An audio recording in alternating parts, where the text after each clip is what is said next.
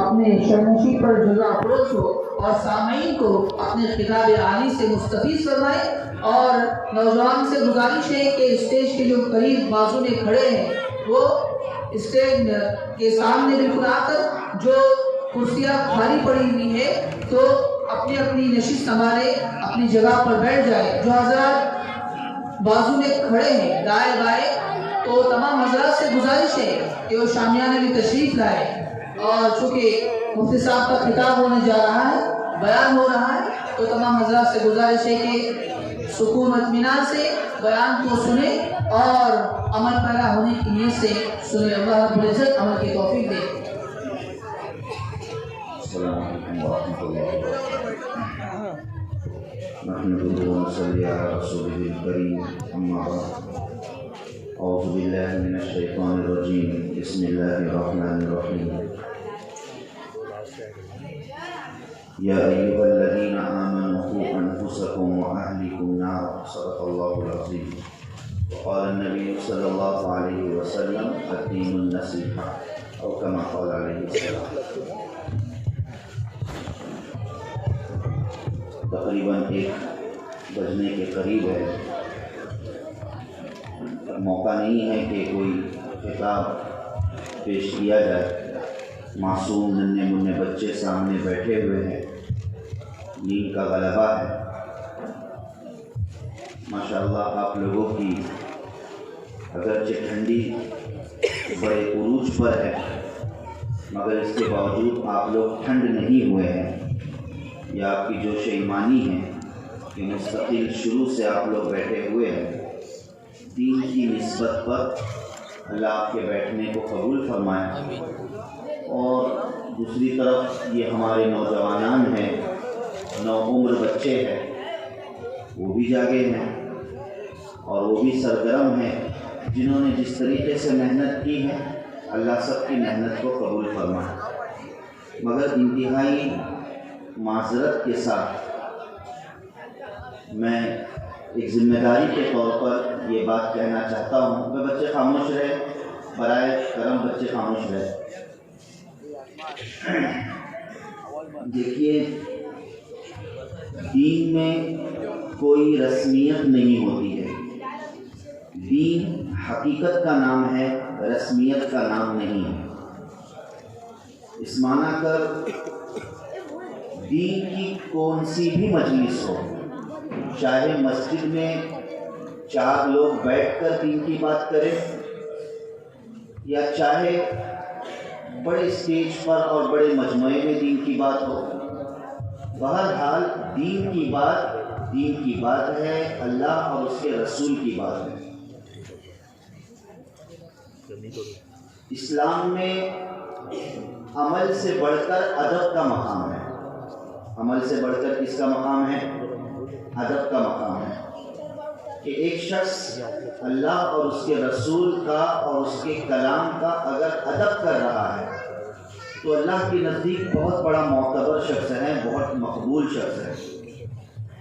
اس لیے بہت معذرت کے ساتھ، میں کوئی باہر کا فرد نہیں ہوں، آپ ہی کے علاقے کا ہوں، اس لیے ایک مذاکرے کے طور پر آپ ذمہ داران سے گزارش ہے کہ آئندہ جب بھی کوئی جلسہ ہو یا کوئی بھی مجلس ہو تو اس میں خاص اہتمام یہ کریں کہ کچھ بڑے نوجوانان، ذمہ داران پوری مجلس کا جائزہ لیں، اور یہ جو چلت پھرت اور ایک ہنگامہ آرائی ہے اس پر کنٹرول کرنے کی کوشش کریں، وگرنہ ایسا نہ ہو کہ ہم آئے تھے ثواب کمانے اور چلے جائے گناہ لے کر، غلط بات ہے۔ اس لیے معذرت کے ساتھ ایسا نہ ہونا چاہیے آئندہ سے۔ ماشاءاللہ ہمارے جو بڑے ذمہ داران ہیں کثیر تعداد میں یہاں بیٹھے ہوئے، بڑے ادب کے ساتھ سننے کے لیے، کوئی لوگ آتے ہیں سننے کی خاطر آتے ہیں، تو ان بچوں کا کام ہے کہ سکون کے ساتھ رہے۔ اللہ آپ سے آئندہ چل کر کام لینے والے ہیں، اس لیے اپنی شبیہ کو بگاڑیے گا نہیں، اپنے کریکٹر کو، اپنے کردار کو انتہائی مہذب رکھیے، اللہ آپ سے انشاءاللہ دین کے کام لے گا ضرور انشاءاللہ۔ بہرحال زیادہ نہیں، صرف 10 منٹ 15 منٹ کے اندر، 10 تا 15 منٹ کے اندر اپنی بات کو ختم کرتا ہوں۔ اللہ نے جو ہم پر نعمتیں برسائی ہے، ایک ہے دنیا کی نعمت اور ایک ہے آخرت کی نعمت۔ دنیا کی نعمت یہ ایک مسلمان کو بھی ملتی ہے اور ایک کافر کو بھی ملتی ہے، اس میں کوئی شرط نہیں، اس میں تو مقدر کا مسئلہ ہے کہ جس کی جیسی تقدیر ہوگی اس اعتبار سے اس کو دنیا کی نعمتیں ملے گی۔ اور ایک ہے آخرت کی نعمتیں، جنت کا تذکرہ، جنت کے آرام، جنت کی آسائش۔ یہ آخرت کی نعمت اللہ نے منحصر رکھی ہے ایمان پر۔ ایمان اس کے لیے اللہ نے شرط قرار دیا ہے کہ جو آخرت کی ابد الآباد نعمت چاہتا ہے تو اس کے لیے ایمان والا ہونا شرط ہے، کہ جو ایمان والا ہے وہ آخرت کی نعمت کا مستحق بنے گا، چاہے اپنے وقت کا بڑے سے بڑا گناہ گار کیوں نہ ہو، مگر ایک وقت آئے گا کہ اس کے ایمان کی وجہ سے اللہ پاک اسے جنت میں داخل فرمائیں گے۔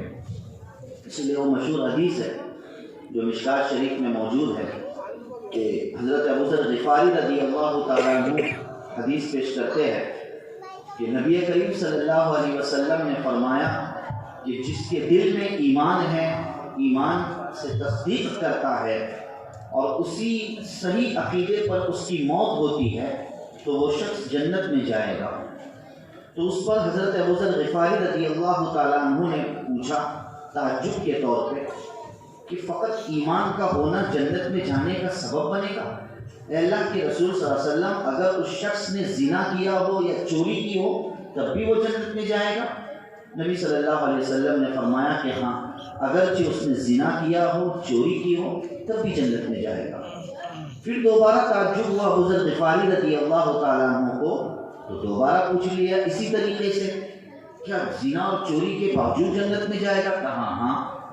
پھر تیسری مرتبہ حضرت ابو ذر غفاری رضی اللہ تعالیٰ عنہ نے اسی طریقے سے سوال کیا، اس پر بھی نبی کریم صلی اللہ علیہ وسلم نے فرمایا کہ ہاں، اگرچہ اس نے زنا کیا ہو یا چوری کی ہو تب بھی وہ جنت میں جائے گا، چاہے ابو ذر غفاری کو یہ گرا گزرے۔ نبی صلی اللہ علیہ وسلم نے فرمایا کہ ابو ذر غفاری کو اگرچہ سمجھ میں نہ آئے اور اسے تعجب پہ تعجب ہو، مگر پھر بھی یہ حقیقی بات ہے، کیونکہ میں کہہ رہا ہوں، اللہ کے رسول صلی اللہ علیہ وسلم کا کلام ہے، میں کہہ رہا ہوں کہ جنت میں وہ شخص ضرور جائے گا جس کے دل میں ایمان ہوگا۔ تو معلوم یہ ہوا کہ ایمان انسان کو جنت میں داخل کرائے گا۔ یہ ایک بہت بڑی نعمت ہے جو اللہ نے ہم تمام کو عطا فرمائی ہے نا؟ تو اس پر ہمیں اللہ کا شکر ادا کرنا چاہیے۔ مگر یہ جو ہمیں ایمان ملا ہے، تو جب بھی دنیا میں ایمان والا آیا ہے تو اس ایمان کو مٹانے کی تحریک ہوئی ہے، اس ایمان کو ختم کرنے کی تحریک رچی گئی۔ انبیاء علیہ السلام کے زمانے میں جب بھی انبیاء علیہ السلام نے ایمان کی دعوت دی تو اس کے بالمقابل ایمان کو ختم کرنے کی براہ راست سازش رچی گئی۔ ہر زمانے میں یہ چیز موجود ہے۔ تو ایمان کو ختم کرنے کی سازشات جو ہوتی ہے اس کی بنیادی دو تقسیم ہیں۔ پہلی قسم وہ کہ ایمان کو ختم کرنے والے جو دشمن ہوتے ہیں وہ واضح طور پر سامنے آتے ہیں، جیسے نبیوں کے سامنے آئے۔ ابو جہل کا چہرہ صاف تھا، ابو لہب کا چہرہ صاف تھا کہ وہ ایمان کا دشمن تھا۔ ابو لہب یہ ایمان کا یہ دشمن ہے، اس طریقے سے اس کی تعریف اور اس کی پہچان ہوتی تھی۔ ابو جہل کی بھی تعریف اور اس کی پہچان ایمان کے دشمن کے طور پر ہوتی تھی۔ تو جب دشمن ہمیں پتا ہے کہ یہ میرا فلانا دشمن ہے تو ظاہر ہے کہ آدمی اس دشمن سے بچنے کی کوشش کرے گا اور تدبیریں اختیار کرے گا۔ لیکن اگر کوئی یہ کہے کہ میں تیرا دوست ہوں مگر اس کے اندر یقیناً دشمن پنا چھپا ہوا ہو، اس کے اندر مکاریاں چھپی ہوئی ہو، تو ظاہر ہے کہ ایسے شخص سے بچنا بڑا مشکل ہوتا ہے۔ ایسے شخص سے بچنا بڑا مشکل ہوتا ہے۔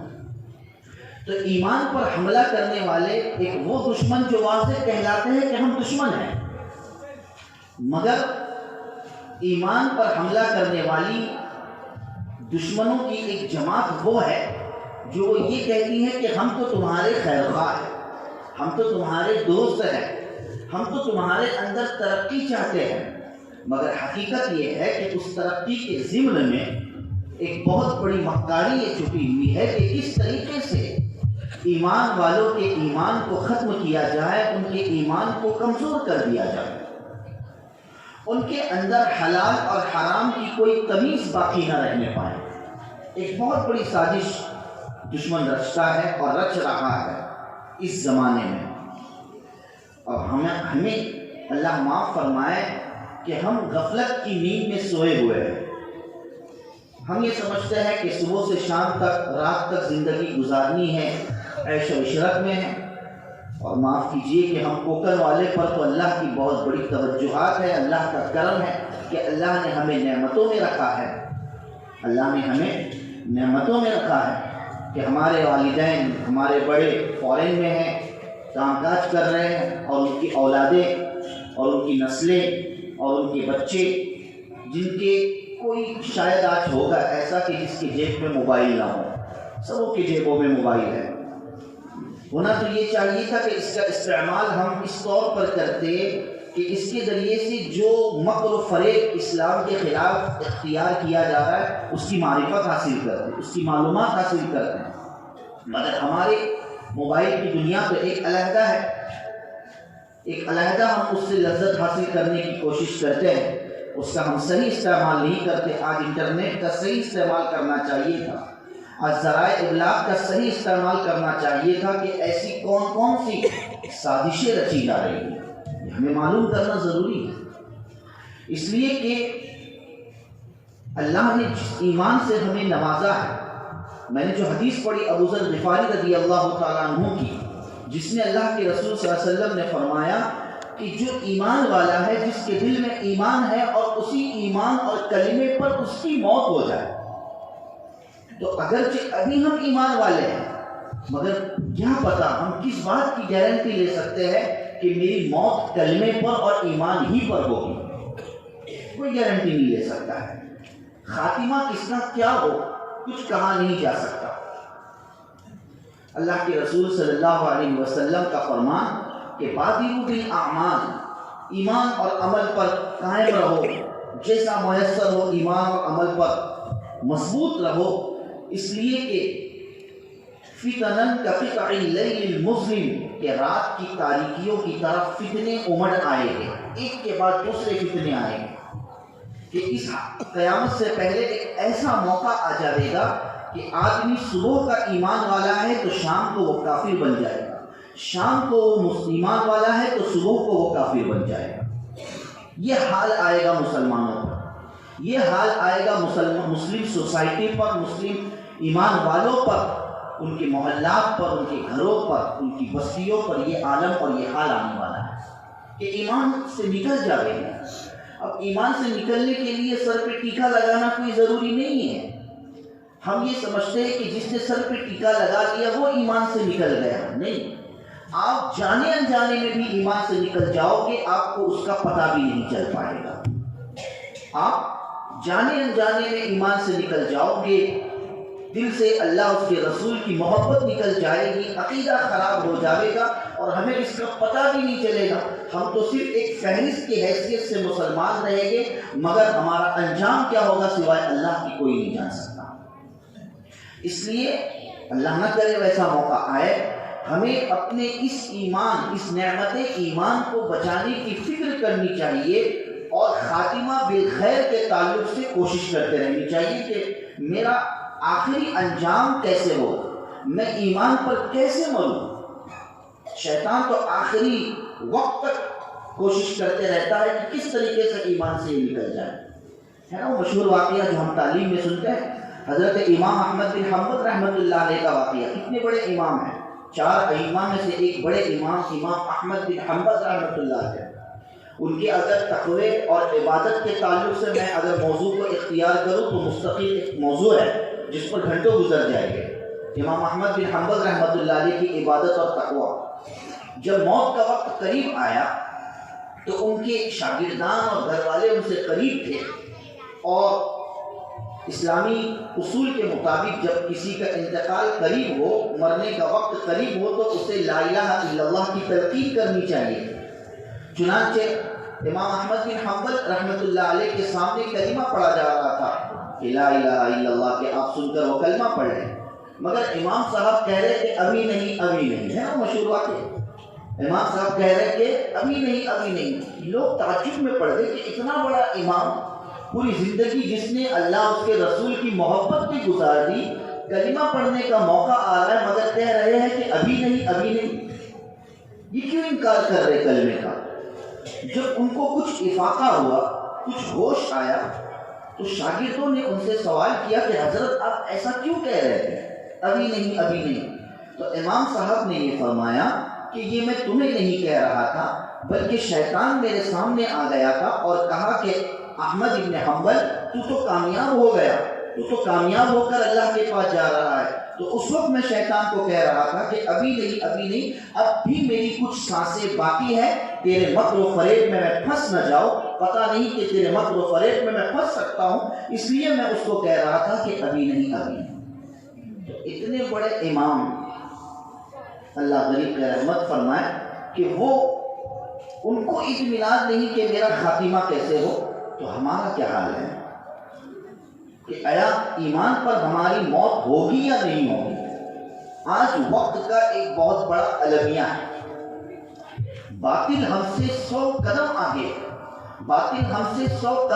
ہے، مگر افسوس کہ ہم باطل کی چال کو نہیں سمجھ پاتے ہیں، کہ وہ نہ جانے کیسے منصوبے بناتا ہے، کیسی تحریکیں چلاتا ہے، اور کس طریقے سے ایمان دل سے نکال کے اس کی فکر اور تگ و دوڑ میں لگا ہوا ہے، مگر ہمیں اس سے کچھ پڑی بھی نہیں۔ آج جو یہ جلسہ ہوا ہے، یہ جلسہ ننھے منھے بچوں نے اپنے جلسے کو پیش کیا ہے، تا قیامت یہ فضا قائم رہے، اللہ سے دعا کرتے ہیں کہ تا قیامت یہ نونہال قوم کے ننھے منھے بچے اپنی توتلی زبان سے اللہ اور اس کے رسول کا نام لینے والے بنے اور لیتے رہے۔ مگر یہ کب ممکن ہے؟ ہمارے اس غفلت، ایک طرف تو ہماری یہ غفلت اور دوسری طرف دشمن کی تیاری، اللہ حفاظت فرمائے کہ یہ جلسے صرف چند سالوں تک کے رہ جائے کہ اگر ہم نے اپنی ان نسل کی فکر نہیں کی، آئندہ سالوں میں اللہ حفاظت فرمائے جلسہ تو دور کی بات، گھروں میں محلوں میں اللہ اور رسول کا نام لینے والا کوئی نہیں رہے گا۔ اللہ حفاظت فرمائے۔ ان بچوں کی ہم فکر کریں، اپنی بھی اور بچوں کی بھی۔ ابھی ایک بچے نے ماشاءاللہ جو ایک تقریر پیش کی جس میں وہ آیت پیش کی، اسی کو میں نے موضوع بنایا اپنا، یا ایھا الذین آمنوا قوا انفسکم واہلیکم نارا، کہ اے ایمان والو خود کو اور اپنے گھر والوں کو جہنم کی آگ سے بچاؤ۔ یہ ذمہ داری اللہ کہہ رہے ہیں کہ خود کو اور اپنے گھر والوں کو جہنم کی آگ سے بچاؤ، بھائی بہت ضروری ہے۔ آج تعلیم کا تو شوق سب کو ہے اور ہونا بھی چاہیے کہ اپنی اولاد کو تعلیم دلانی چاہیے۔ آج بڑی زور و شور سے ہمارے اکابرین اور ہمارے بڑے علماء، مفتیان کرام تمام موضوعات کو چھوڑ کر، تمام بڑے بڑے ٹاپکس، اسلامی ٹاپکس کو چھوڑ کر بس ایک ہی ٹاپک پر باتیں کر رہے ہیں اور ایک ہی مدعے کو لوگوں کے سامنے پیش کر رہے ہیں کہ اپنے بچوں کے ایمان کی فکر کرو، اپنے بچوں کے ایمان کی حفاظت کرو۔ کیوں؟ اس لیے کہ یہ بچوں کا جو پورا وقت ہے جو اسکولوں میں گزرتا ہے نا، کہاں گزرتا ہے بھائی؟ اسکولوں میں گزرتا ہے۔ آج اسکول کے ذریعے سے اور تعلیم کے نام پر کس طریقے سے اندرون میں داخل ہو کر ہماری نسل کے ایمان کو بچپن سے ختم کرنے کی اور اللہ اس کے رسول سے ناآشنا کرنے کی فکر اور کوشش کی جا رہی ہے۔ مختصر معاف کیجیے گا کہ جو جدید تعلیمی پالیسی بنی ہے 2019 میں، جو بس اب نافذ ہو چکی ہے، اور آئندہ جب اسکول باضابطہ جب شروع ہو جاوے گے تو یہ تعلیمی پالیسی نافذ ہو چکی ہے اور اس پر تمام کو عمل کرنا ہے۔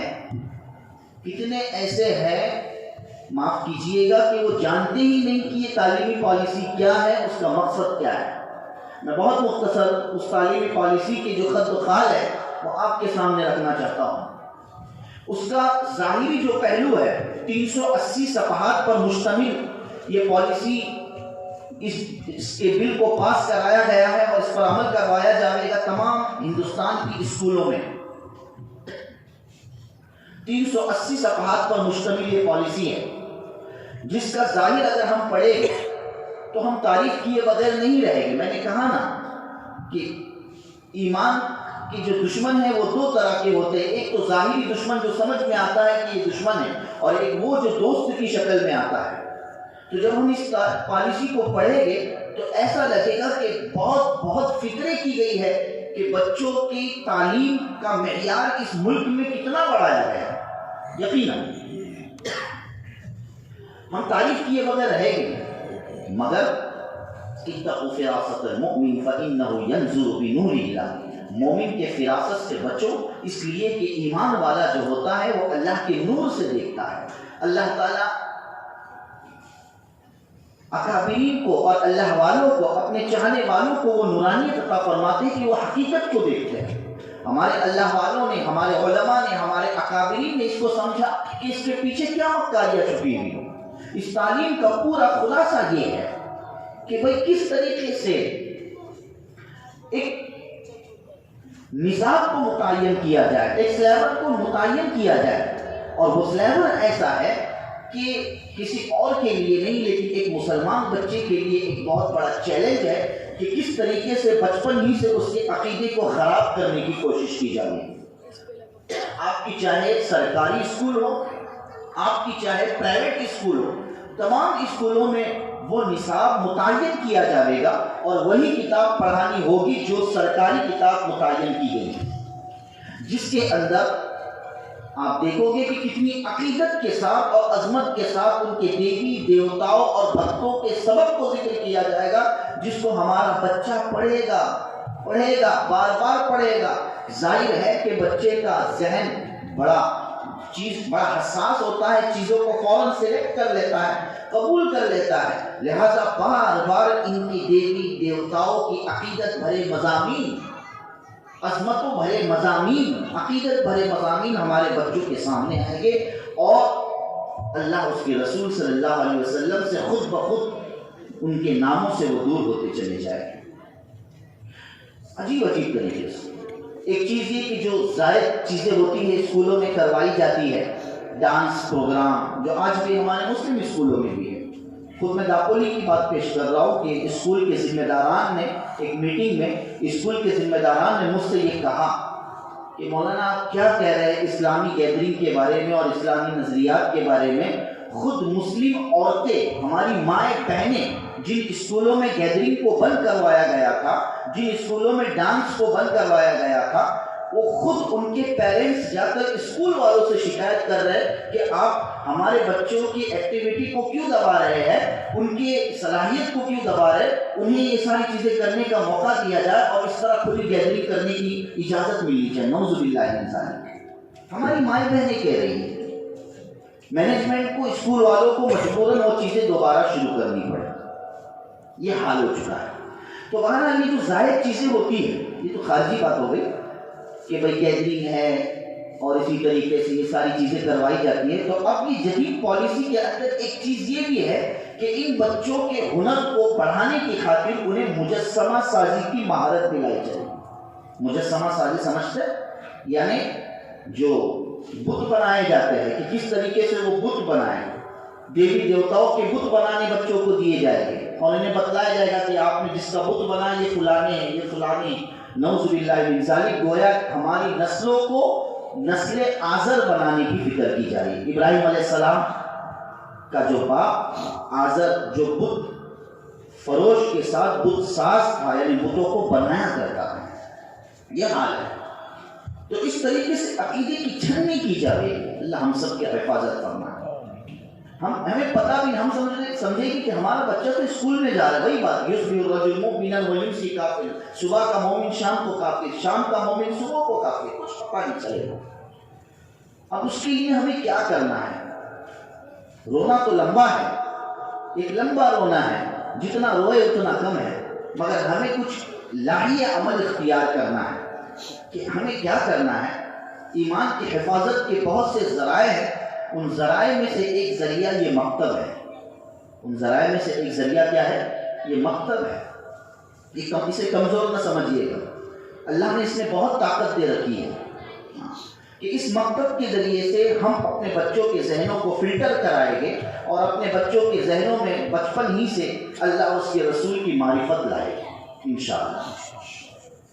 لیکن گزارش ہے کہ اس مکتب کے نظام کو مضبوط کیا جائے، ایسا سرسری نہ رکھا جائے، ایک مکتب کمیٹی بنائی جائے، مدرسہ کمیٹی بنائی جائے جیسے جماعت المسلمین ہوتی ہے، تاکہ اس کمیٹی کی پوری توجہ اس مکتب پر رہے کہ مکتب میں کیا پڑھائی ہو رہی ہے، کیا سلیبس ہے اور اس کے کیا طور طریقے ہیں، کس طریقے سے بچے پڑھ رہے ہیں، یہ ساری چیزیں بہت ضروری ہیں۔ تو مکتب کے نظام کو مضبوط کرے، مائیں بہنیں اگر سنتی ہوگی آواز کو تو یہ کوشش کرے اس بات کی کہ میرا بچہ کسی دن مکتب میں ناغہ نہ کرے، اس لیے کہ اس مکتب کے اسٹیج سے انشاءاللہ ہم اپنے نسلوں کے ایمان کی حفاظت کرنے والے بنیں گے، اس کی کوشش کریں۔ اور پورا 10 سالہ مکتب کا ایک سلیبس بنا ہے، ایک نظام بنا ہے اور الحمدللہ موجود ہے۔ 10 سال کوئی چھوٹی مدت نہیں ہے، عمر کی 10 سال، کہ 10 سال میں روزانہ اگر 1 گھنٹہ بچہ ہمارا مکتب میں دے رہا ہے اور اس لیول کو پورا کر رہا ہے تو انشاءاللہ میں بالکل پختگی کے ساتھ کہہ رہا ہوں کہ اس 10 سال میں ہمارا وہ مکتب کا بچہ اس قابل بنے گا کہ وہ امامت کر پائے گا انشاءاللہ۔ سارے بنیادی مسئلے مسائل کو جان کر وہ امامت کی بھی طاقت رکھے گا اور خطبہ دینے کی بھی طاقت رکھے گا، بشرطے کہ ویسا نظام ہو، ویسا سلیبس ہو، ویسا نصاب ہو، ہر چیز ڈسپلین کے ساتھ ہوتی ہے۔ شریعت ہمیں ڈسپلین سکھاتی ہے، الگ ٹپ جیسا چل رہا ہے ویسے چلے، اس میں کوئی برکت اور کوئی خیر نہیں ہوتی ہے۔ تو سب سے پہلے مضبوط نظام مکتب کو کرنے والے بنے۔ دوسرا طریقہ، چند طریقے پیش کر کے بات ختم کرتا ہوں۔ دوسرا طریقہ کہ ایمان کی حفاظت، نسلوں کے ایمان کی حفاظت کیسے ہوگی، اس کا دوسرا طریقہ یہ ہے کہ ہم اپنی مسجدوں کا استعمال کریں۔ کس کا استعمال کریں؟ مسجدوں کا استعمال کریں۔ آج کروڑوں روپے کی ہم مسجدیں بنا دیتے ہیں، بجائے کہ نہیں، مسجدوں کے پیچھے کروڑ روپے لگا دیتے ہیں کہ عالیشان ہماری مسجدیں بنیں۔ ٹھیک ہے، اچھی بات ہے، جس نے مسجد میں جتنا لگایا اللہ اس کے لیے جنت میں گھر بنائے گا، لیکن یاد رکھیے کہ ہر چیز کے اندر اللہ حساب لے گا۔ اسلام میں فضول خرچی اسلام میں منع ہے، اسلام کی ایک نزاکت ہے کہ کس صدقہ اور خیرات کرنے کے بھی طور طریقے اسلام نے بتلائے ہیں۔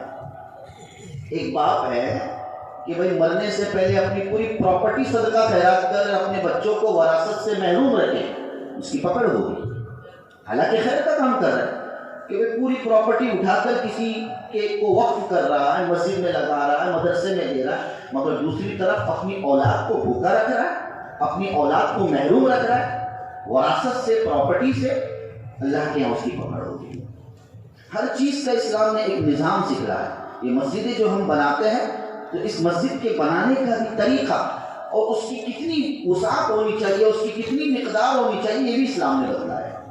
یہ نہیں کہ کروڑ روپے ہم نے مسجدوں میں صرف کر دیے مگر اللہ حفاظت فرمائے کہ اس سے فائدہ ہم نے حاصل نہیں کیا تو یہ اللہ کی ہماری پکڑ ہوگی۔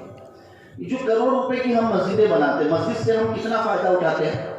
فجر سے لے کر عشاء تک کی جو نمازیں ہم پڑھتے ہیں تقریباً 2 سے 2.5 گھنٹہ اگر کاؤنٹ کر لے سارے منٹوں کو، ہے نا، فجر، ظہر، عصر، مغرب، عشاء، زیادہ سے زیادہ ہم کتنا مسجد کا استعمال کرتے ہیں؟ 2 سے 2.5 گھنٹہ۔ کروڑ روپے کی ایک طرف مسجد اور دوسری طرف دن میں صرف 2 سے 2.5 گھنٹہ دیتے ہیں۔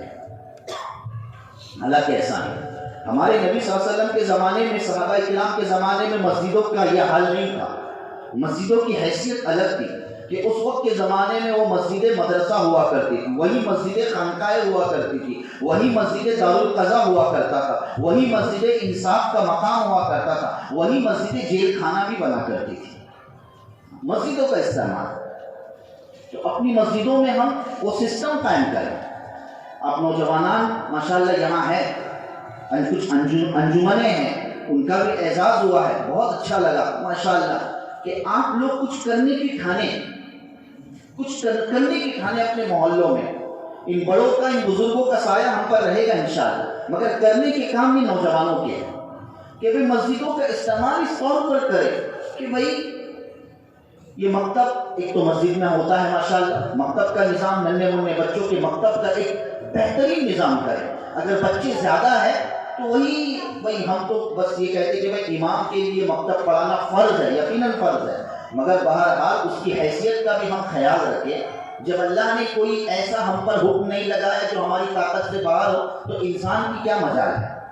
لہٰذا ایک امام اور اس کے ارد گرد 70 80 بچے تو کیا پڑھائی کا حق ہوگا، یہ ڈھنگانا ہوگا، یہ رسمیت ادا ہوگی فقط. تو اب کیا ہے، جیبوں کو ڈھیلا کریں، اپنی جیبوں کو ڈھیلا کریں، ایک الگ سے معلم رکھیں مکتب کے نام پر تاکہ صحیح ناچ پر ہمارے ان بچوں کی پڑھائی ہو سکے. اور بس اسی پر اکتفا نہ کریں کہ یہ بچوں کی پڑھائی کا معاملہ ہے، بلکہ نوجوانان کا بھی معاملہ ہو کہ نوجوانان، آج معاف کیجئے گا ایک مذاکرے کی بات ہے، معاف کیجئے گا کہ ہمارے نوجوان کو دیکھ کر یہ مشکل ہو جاتا ہے کہ بھئی یہ ایمان والا ہے بھی یا نہیں ہے. اس کی شباہت، اس کی شکل، اس کے ظاہری خد و خال ایسا نہیں ہونا چاہیے، کیونکہ اسے پتہ ہی نہیں ہوتا. اس کی غلطی نہیں ہے، ہم ذمہ داروں کی غلطی ہے. اسے پتہ ہی نہیں ہوتا ہے کہ بھئی اسلام میں کیا چیزیں حرام ہیں، کیا چیزیں ناجائز ہے، کیا جائز ہے. یہ اسے بتانا ضروری ہے. اس کے لیے کم سے کم روزانہ نہیں تو ہفتے میں 2 دن یا ہفتے میں 1 دن تعلیم بالغان کے نام سے نوجوانوں کی مجلس مسجد میں لگے کہ اس میں سیکھنے سکھانے کا آپس میں مذاکرہ ہو. سیکھنے سکھانے کا مذاکرہ ہو کہ کیا سیکھا کیا نہیں، قرآن پڑھنے آتا بھی ہے یا نہیں. قرآن پڑھ سکتے ہو، بھائی پوری زندگی ختم ہو جاتی ہے، قرآن دیکھ کر پڑھنے نہیں آتا ہے تو پھر سمجھ کر پڑھنے کی باری کب آئی. جبکہ قرآن کو دیکھ کر پڑھنا ہے اور سمجھ کر بھی پڑھنا ہے. تو سمجھنا تو بہت دور کی بات ہے، دیکھ کر ہمارے بچے صحیح نہیں پڑھ پاتے ہیں. کتنے بچے ہیں جو قرآن صحیح پڑھتے ہی اللہ پوچھ نہیں کرے گی کہ اتنی عظیم کتاب جو اللہ نے ہمارے پاس دی ہے، اگر ہم نے اس کا حق ادا نہیں کیا، اس کی فکریں نہیں کی. کل یہی قرآن حدیث میں آتا ہے، مشکوٰۃ شریف ہی کی حدیث ہے کہ یہ قرآن ہمارے خلاف اللہ کے سامنے حجت کرے گا، اور جب تک وہ بندہ جہنم میں داخل نہیں ہوگا وہ قرآن خاموش نہیں رہے گا. ہے نا، قرآن یا تو تمہارے لیے حجت ہوگا یا تمہارے خلاف حجت ہوگا. حدیث کے الفاظ ہے. پوری زندگیاں ختم ہو جاتی ہے مگر ہم قرآن صحیح پڑھ نہیں پاتے.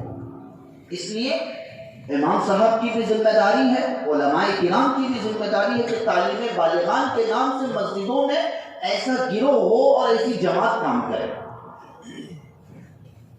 عورتوں کے اعتبار سے فکریں کی جائے، عورتوں کی مستقل مسائل ہے ان کی فکریں کرنی چاہیے.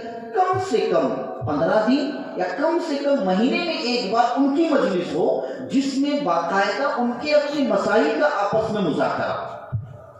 معلمات اور عالمات جو ہے ان کا استعمال کرے اور ان کے ذریعے سے ان کے مسائل کا مذاکرہ ہو. کتنی چیزیں ہیں جس میں ہماری مائیں بہنیں رسمیت کی شکار ہیں، رسم و رواج میں چلی گئی تو ان کا دین ان کو سکھائے. یہ سب کرنے کے کام ہے. اگر یہ سب نقل و حرکت ہم نے کی تو انشاءاللہ نسلوں میں ایمان باقی رہے گا. ضروری ہے. اللہ جزائے خیر دے ہمارے جماعت کے احباب کو، تبلیغی جماعت کے احباب کو، کہ وہ مسجدوں میں یہی 2.5 گھنٹے کی ترتیب اور یہ ساری چیزیں جس سے مسجدوں کو وہ آباد رکھنے کی فکر اور کوشش کرتے ہیں، مسجدوں کا استعمال کرتے ہیں. اللہ ان کی قربانیوں کو قبول فرمائے. تو دوسرا کام، مسجدوں کے ذریعے سے ہم ایمان کو بچانے کی فکر کریں. تیسرا کام کہ جو اسکولیں ہیں ان اسکولوں میں ایک دینی شعبہ قائم کرنے کی فکر اور کوشش کرے. جو مسلم اسکول ہے وہاں اسلامی ٹیچر اور دینیات کا ٹیچر رکھے تاکہ اسکول کی تعلیم کے ساتھ ساتھ ہمارے بچے دینی تعلیم کو بھی وہاں حاصل کرنے والے بنے. اسکول کے ذریعے سے ہر چیز میں، ہر مصرف میں بھئی خرچے کی بات آئے گی. فائنانس اور خرچ تو ہر جگہ پر ہے. کوئی چیز بغیر خرچ کے نہیں ہوتی ہے، کوئی چیز بغیر خرچ کے نہیں ہوتی ہے، خود بخود نہیں ہوتی ہے. مسجد نبوی تعمیر کرنی تھی، اسلام کا سب سے پہلا عمل، ہجرت کے بعد کا سب سے پہلا عمل کیا ہے؟ مسجد کی تعمیر تھی. لہٰذا اس تعمیر کے سلسلے میں خرچ کی بات آئی. اللہ کے رسول صلی اللہ علیہ وسلم 2 یتیم بچوں کی وہ زمین تھی، وہ خود وقف کرنا چاہتے تھے، دینا چاہتے تھے. اللہ کے رسول صلی اللہ علیہ وسلم نے نہیں دیا بلکہ خرچ کر کے اللہ کے رسول صلی اللہ علیہ وسلم نے اس زمین کو خریدا. تو ہر جگہ پر خیر کا کام جب بھی ہم کرنے جائیں گے تو اتنا تو ہمارا ایمان اور تقوی نہیں کہ اللہ براہ راست کروا دے گی، کچھ نقل و حرکت کرنی پڑے گی، بہرحال ہر جگہ پر خرچ کی بات آئے گی۔ لہٰذا دیکھیے ہم دیگر چیزوں میں کروڑوں کروڑوں روپے برباد کر دیتے، اللہ پوچھ کرے گا، معاف کیجیے گا۔ ایسی جگہوں پر اور ایسے ناموں پر ہم پیسے خرچ کر دیتے ہیں، پیسے ایسے اڑاتے ہیں، یہ پیسے جان و مال اللہ کا ہے، ہمارا نہیں ہے، ہم اس کے صرف محافظ ہیں۔ اللہ ایک ایک پیسے کی پوچھ کرنے پر قادر ہے۔ لہٰذا ہونا تو یہ چاہیے کہ ہم ان نونہالوں کے ایمان کو بچانے کی خاطر اپنے پیسے خرچ کریں۔ اتنی خوشی ہوئی ماشاءاللہ، کثیر تعداد میں آپ نے بچوں کی ہمت افزائی کی لفافے دے کر، بہت اچھی بات ہے، یہ آپ کی قوت ایمانی کی دلیل ہے۔ مگر آگے بڑھ کر جس طرح آج جلسے میں آپ نے خرچ کیا ہے، یہ وقتی خرچ تھا، اور آگے ہے کہ ان کے ایمان کی حفاظت کیسے ہو، اس کے لیے جو چند چیزیں ذکر کی جا رہی ہے، آپ کے ذہنوں میں جو چیزیں آئیں، ہو سکتا ہے آپ بھی اچھا سوچیں انشاءاللہ، تو ان چیزوں میں خرچ کرنے والے ہیں۔ آج ہم یہ سمجھتے ہیں کہ بھئی اللہ کے راستے میں پیسے دینے، تو زیادہ سے زیادہ ہم پیسے کہاں دیتے ہیں؟ مسجد میں دیتے ہیں۔ زیادہ سے زیادہ کوئی فقیر مل گیا، کوئی غریب مل گیا، اس کو دیتے ہیں، یقیناً دینا چاہیے، مگر ہر زمانے میں پیسے خرچ کرنے کے نئے نئے انداز ہیں، نئے نئے انداز ہیں۔ اب وہ موقع نہیں کہ وہ میں آیت سے اس کا حوالہ دوں، بہرحال ہر زمانے کے اعتبار سے پیسے خرچ کرنے کے لیے دین میں فی سبیل اللہ کا مصرف ایک عام ہے، ایک نئے نئے انداز ہے، ان نئے نئے طریقوں میں ہمیں پیسہ خرچ کرنا پڑے گا، تب جا کر یہ ایمان بچے گا۔ ہم پیسہ خرچ کرنے کے لیے تیار نہیں۔ اسکولوں میں اگر بات آتی ہے دینیات کا ٹیچر اور معلم رکھنے کے لیے، کوئی تیاری نہیں، تو کہاں دے گے اس کو سیلری، کہاں دے گے، ہم تنخواہ نہیں دے سکتے۔ ارے بھائی 4-5 ہزار کے لیے کیوں دیکھ رہے ہو، کیوں سوچ رہے ہو؟ آج جو 4-5 ہزار آپ جماعت المسلمین لگاؤ گے یا اسکول کے مینجمنٹ کسی کو تیار کر کے لگوائے کہ تھوڑی فکر کریں گے، انشاءاللہ نسلوں میں ایمان اس کے ذریعے سے باقی رہے گا۔ بہت ضروری ہے، حساس معاملہ ہے، اور آخری عمل یہ ہے ایمان کی حفاظت کا کہ ہم اپنے گھروں میں دینی ماحول پیدا کریں، بے دینی ماحول نہیں بلکہ دینی ماحول پیدا کریں۔ والدین بچوں کے سامنے ایسا کوئی کام نہ کریں جو شریعت کے خلاف ہو، اللہ اس کے رسول صلی اللہ علیہ وسلم کے خلاف ہو۔ یہ چند کام ہے جس کے ذریعے سے ہم اپنے نسلوں میں ایمان کو باقی رکھنے کی فکر اور کوشش کر سکتے ہیں۔ بہت بہت معافی چاہتا ہوں، 15 سے آگے بڑھ گیا ہوں، 15 منٹ سے، بہرحال 1:30 بج چکے ہیں رات کے۔ اللہ پاک اس جلسے کو بے انتہا قبول فرمائے، اور ایک ولولہ اور ایک عزم لے کر یہاں سے اٹھنے کی اللہ توفیق نصیب فرمائے۔ میں پھر کہتا ہوں کہ جلسہ صرف رسم کے لیے نہیں کہ سالانہ جلسہ ہونا چاہیے اس لیے ہو گیا نہیں، بلکہ میں خصوصاً میرے ٹارگیٹ اور میرے مخاطبین اصل آپ نوجوانان ہیں کہ آپ نوجوانان ایک اسلامی تنظیم بنائیں، اسلامی کمیٹی بنائیں، جو اسلامی تنظیم اور اسلامی کمیٹی کچھ دینی ایکٹیویٹیز اور دینی کارکردگیاں کرنے والے بنے، مردوں کے اعتبار سے، عورتوں کے اعتبار سے، نوجوانوں کے اعتبار سے، بچوں کے اعتبار سے۔ دیکھیے اللہ پاک آپ کی جوانی کو کیسے اللہ قبول فرمائے گا اور کیسے اللہ پاک آپ کو ترقیات سے نوازے گا۔ بہرحال یہ منتشر کلمات تھے، اللہ پاک کہنے سننے سے زیادہ عمل کی توفیق نصیب فرمائے، آمین یا رب العالمین۔ وآخر دعوانا ان الحمد للہ۔